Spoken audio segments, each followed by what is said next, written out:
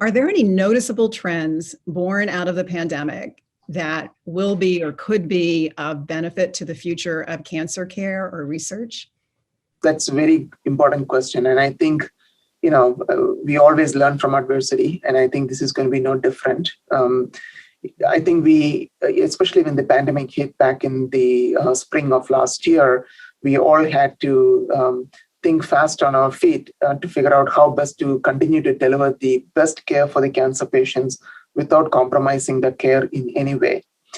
And we knew that bringing the patients back into the clinic at the same rate we did before the pandemic would expose them to significant risk for infection.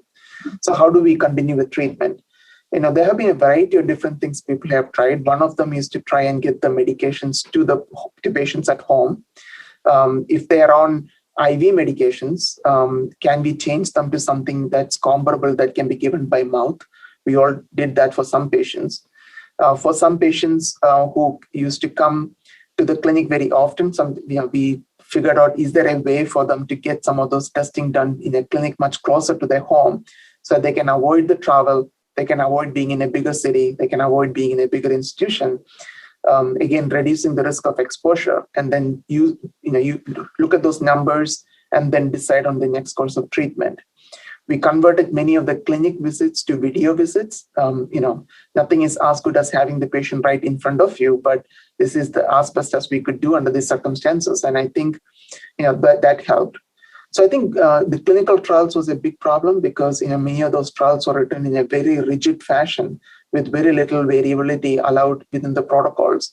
And everybody loosened up from the clinical trial sponsors, the pharmaceutical companies, the institutional review boards, the investigators, to try and build flexibility into those clinical trial structure to allow patients to continue to be on those trials. So what does that mean for the future, right? I think the video visits are here to stay. I think we will continue to utilize that and bring patients back to the clinic only when it's absolutely needed. I think the clinical trials will have inbuilt flexibility so that patients can enroll on clinical trials remotely. They can potentially be given some of those medications at home. Maybe it would be something where we would check in with the patients on a regular basis to make sure things are proceeding in the right way. I think there are increasingly technology that will allow the patients to communicate real time with their care team and also provide many of the data that we need through whether it be wearables or iPads or iPhones, Apple Watches, whatever we end up using.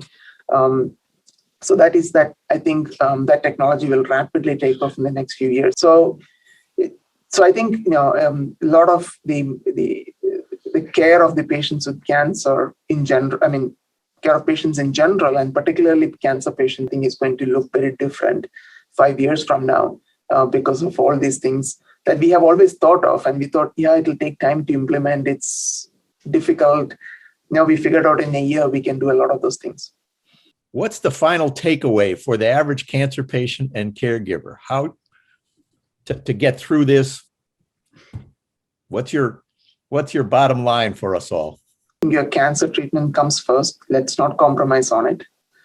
Let us do it as safe as we can by, observing all the instructions in terms of social distancing, masking, avoiding gatherings, getting vaccinated. And,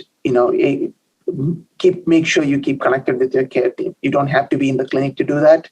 There's a variety of different tools. I think every hospital has options to, either through their electronic medical records to message the care team or set up video visits and so forth. So we want to be in a state where it was before the pandemic in terms of your communications, but use the technology the best way so that we can decrease the risk of exposure without compromising the quality of care.